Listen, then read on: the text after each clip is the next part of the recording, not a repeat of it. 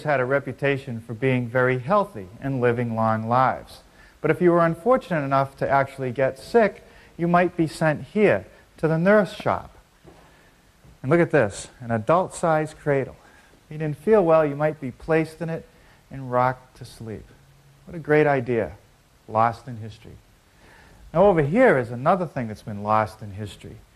The washstand, now replaced by the bathroom vanity. It contains a bowl and a pitcher, but look at the cabinet. A nice small raised panel door at the bottom, a drawer for some smaller items. But the thing that really interests me is the top portion of it. The sides have been flared out, and it takes what might otherwise be a very clumsy piece and makes it very elegant. Now, I'd also like to take a moment to talk about shop safety. Be sure to read, understand, and follow all the safety rules that come with your power tools. Knowing how to use your power tools properly will greatly reduce the risk of personal injury. But remember this, there is no more important safety rule than to wear these safety glasses. Now I'll show you how I built today's project.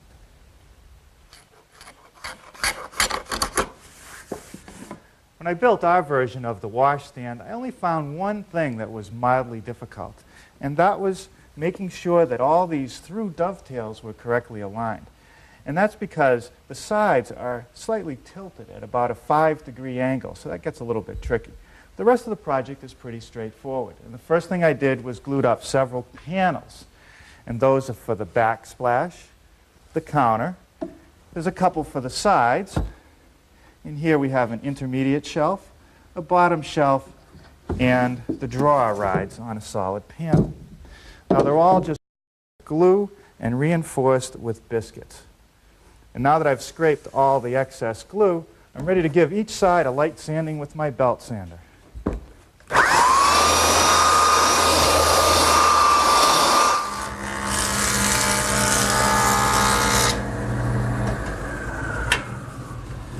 Well, the next step is to rip the panels to the correct width, and that's what this is all about. The first thing I do is take the joiner and make one pass so that I have a perfectly straight and square edge, so that as that edge rides up against the rip fence, the cut on the other side will be perfectly parallel.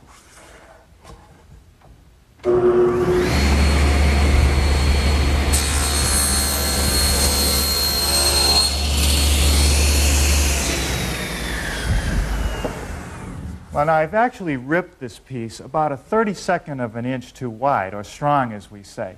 And even though the saw blade gives me a pretty smooth cut, the joiner will make it perfect.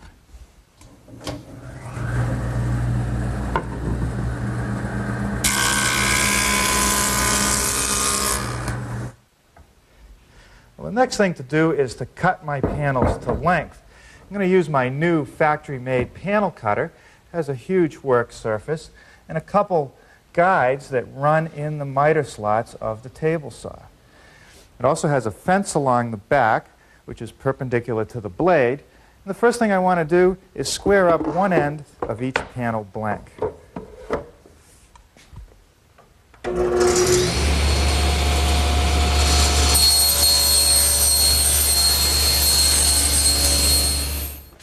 Now, one thing that my homemade panel cutter that you've seen me use several times doesn't have is a built-in measuring device and a stop system.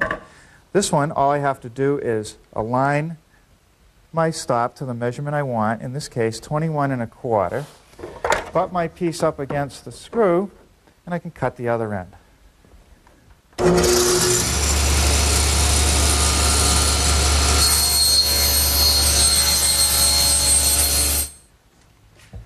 Now the shelves and the drawer support are let into the sides. They fit into dados. Now I'll cut those dados over on the table saw.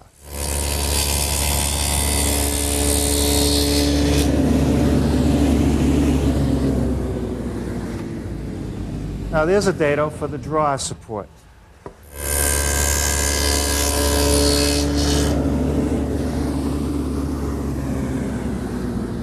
And that takes care of the dado for the bottom shelf.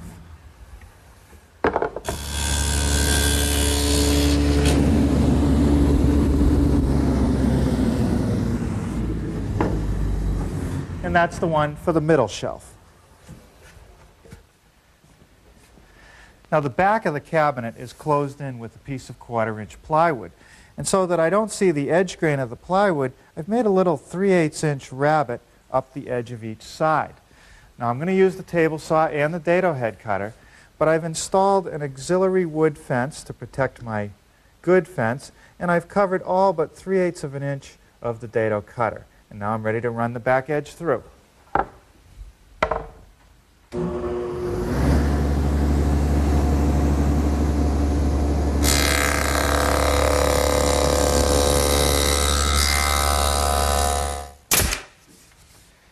Okay, basically a little bit of glue in each dado joint and some 4-penny finish nails hold it all together.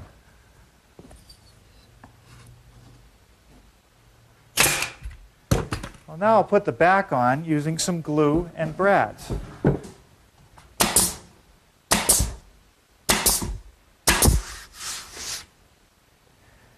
Now this little 1x2 cleat goes at the top edge of the plywood to reinforce it, make it stiffer, and it'll give me a place for the top to rest on.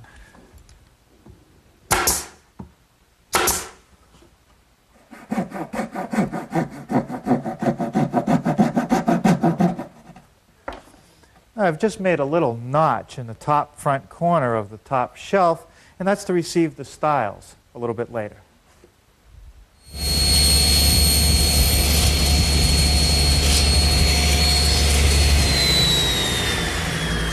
Now, I've just made a notch in one of the stiles. You can see from the back side it's overcut. But that doesn't be evident. You won't see it. It just fits around the top shelf like that. This little piece here is a rail. It actually joins the two stiles together at the bottom of the cabinet. I'm going to put a pencil mark across each joint so I can cut some slots. So I want to reinforce the joint with these hardwood splines. Now with glue and the biscuit in place, you just slip this together, make sure that the joint is nice and tight, and nail it off.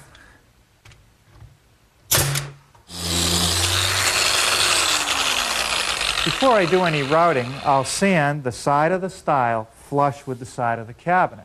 Well,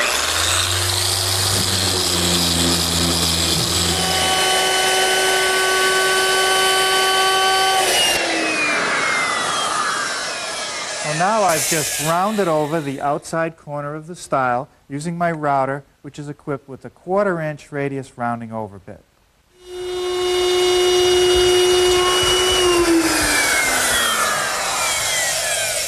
Well, I've just made a V-groove along the edge of that front stile. And to make it, I use my router, which is equipped with a V-grooving bit, and this fence to guide it along the side of the cabinet. And I'll just turn the cabinet around and do the same thing to the face of the stile.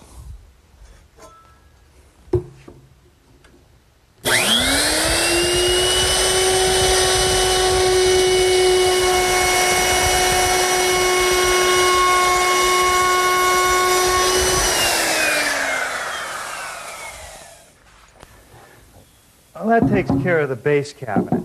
Now let's start working on the washstand. And the first piece I want to cut is the backsplash. I've already ripped the board to the right width, 11.5 inches, and I've got to cut the ends at a slight angle, 5 degrees. So I've taken my miter gauge, turned it to 5 degrees, and now we're ready to make the cuts.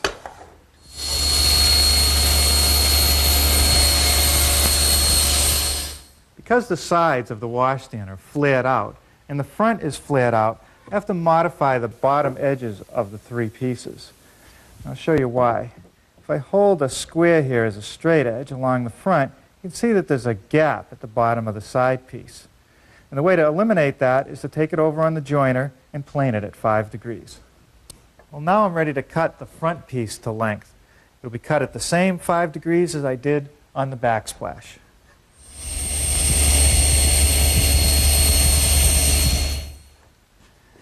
Now here's the layout for the side piece. A 90-degree cut up the back side and a 5-degree cut off of vertical on the front edge.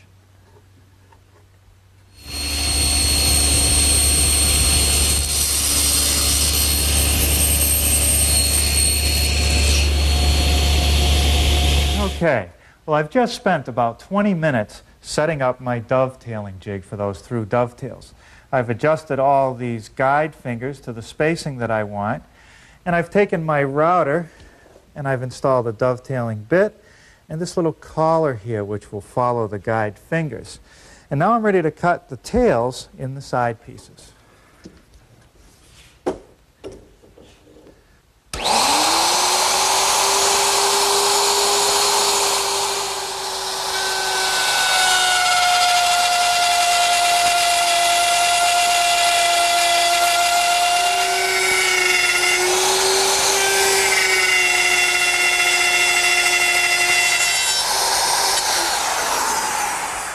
Okay, that takes care of the side pieces. Now I'll change the bit in the router and we'll set up to cut the pins in the front and back piece.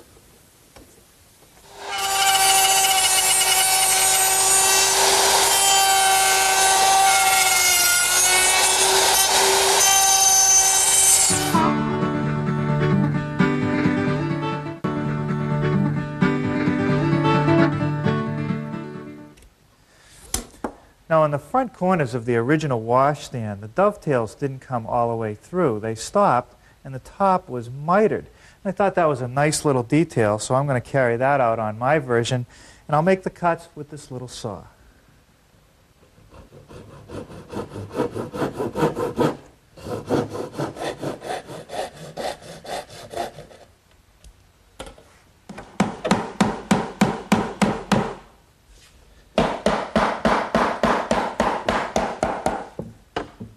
This side's pretty good.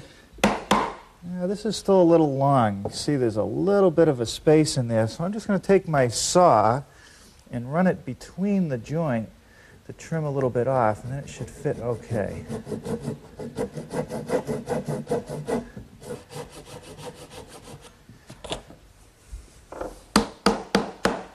Yeah, that did it. Now the corner fits good, the dovetails, but the side seems to be just a bit higher than the front. So I'm going to even those out using my rasp.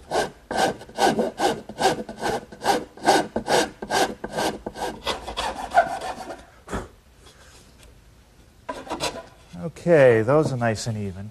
Now before I glue it up, I'm going to take it apart and round over all the top edges.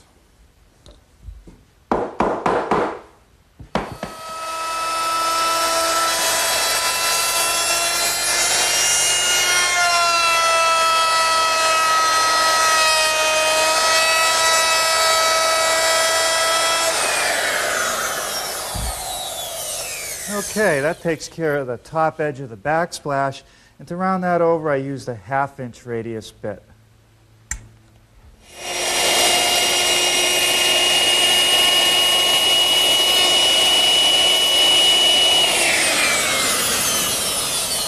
Now for the top edges of the sides and the front, I'm using a 3/8-inch radius bit, but I've only raised it up just a little bit.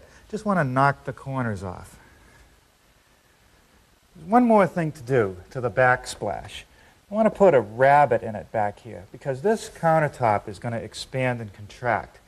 And I'm afraid that if it shrinks, I'll end up with a gap, and if it expands, it might push it apart. So by having a rabbet, that'll give it room to move.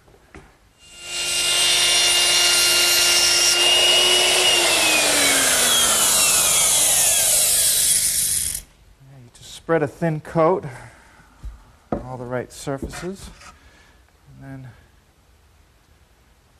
fit it together.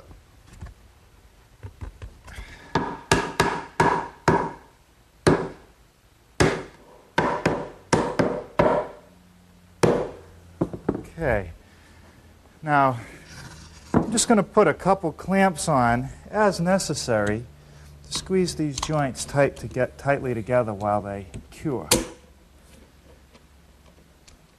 Okay, now the bottom of the washstand has to fit inside the frame. And remember, the sides are flared out at 5 degrees. So I've set up my table saw to make all the bevel cuts with the blade also tilted at 5 degrees to match the frame.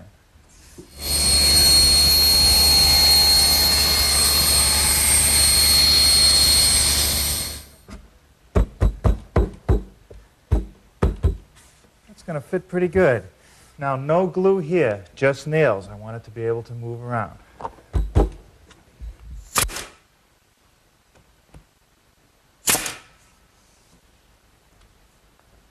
The door for our washstand consists of stiles, rails, and a raised panel, and they're held together with mortise and tenon joints.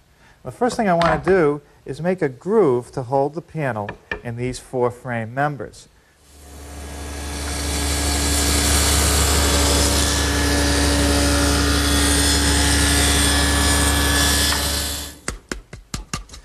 Now there's one of the mortises in the stile, about 1 3/4 inches deep, and I made it using my drill press, which is outfitted with this mortising attachment. And it's really nothing more than a square chisel with a drill that goes down through it. And the drill does most of the work, and the chisel just squares it up.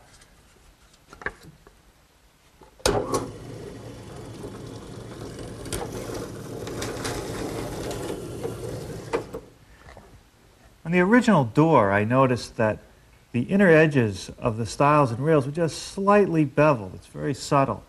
So to do that, I've set up my joiner, and I've tilted the fence to 15 degrees, and now I'll run the pieces through.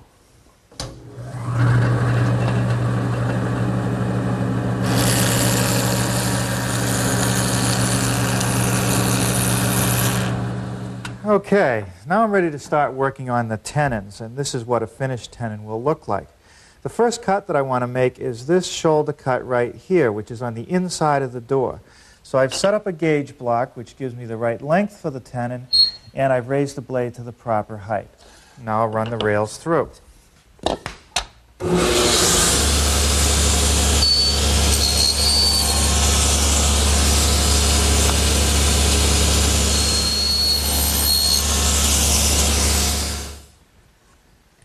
Now I'm ready to make this little haunch cut in the tenon.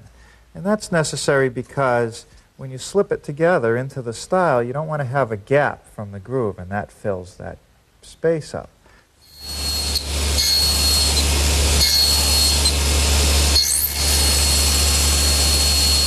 The next thing I want to do is make the cheek cuts on each side of the tenon. Now, because the tenon is not perfectly centered, there'll be 2 setups. But first I'll cut the side that's the face side of the door. I'll use my 10-inch jig, and I'm all set up to go.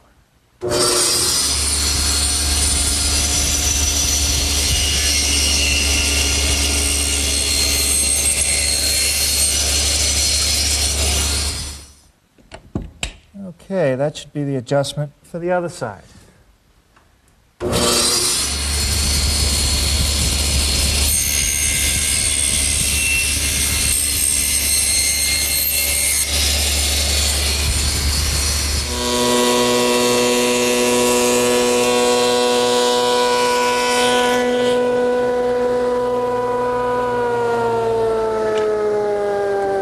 Well, you could raise a panel for a door a lot of different ways. You could use a table saw, you could use a router, but nothing beats the shaper. It does the best job. That panel fits in there pretty good. No glue there, though. That should just float. I've already applied the glue to the tenons. And we'll just slip this stile on, clamp it up, and pin it all together with some dowels.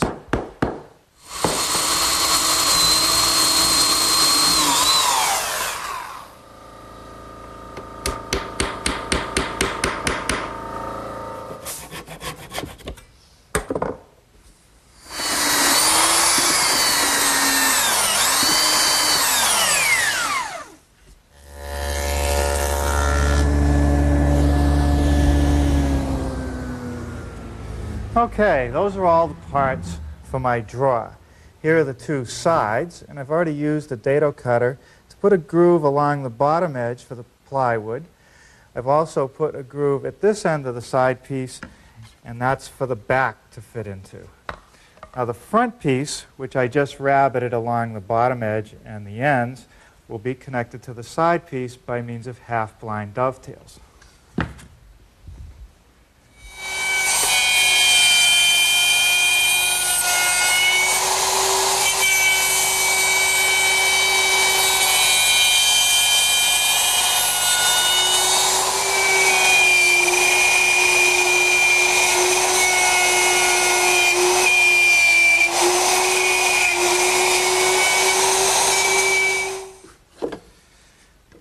see how that fits together.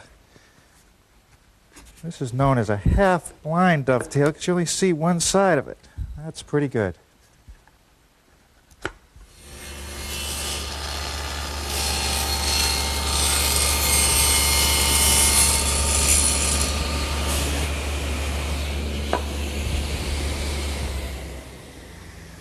Now with this little sliding jig that rides on my rip fence, I'm able to chamfer the edges on the front of the draw front just like the original.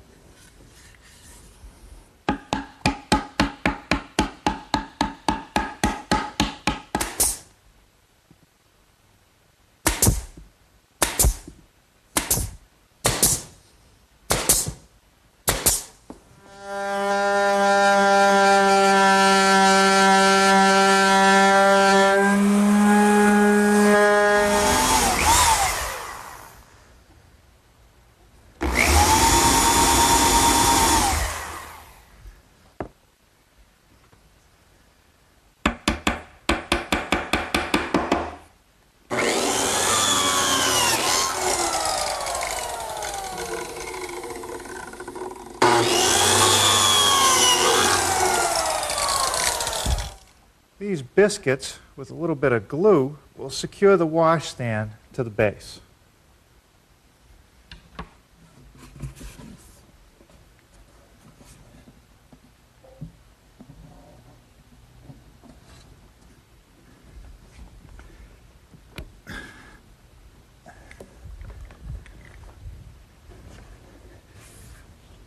Okay, it looks pretty good. Now there's only one more detail left.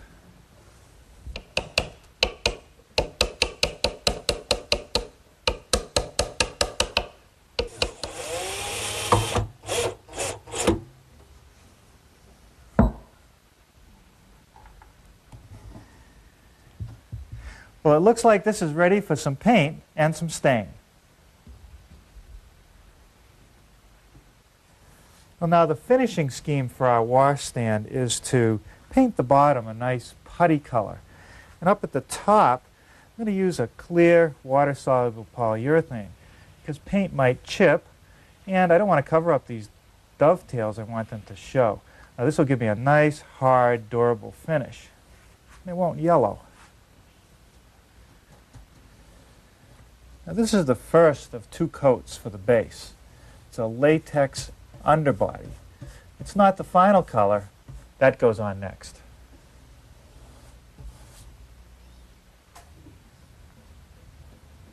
Well, what do you think? The manufacturer of this acrylic latex paint named it Hancock Gray, maybe after the Hancock Shaker Village. It's a nice old-timey color. Well, that's what our washstand looks like when it's all painted and urethane. And I can think of at least a dozen places where I can use this piece around my home.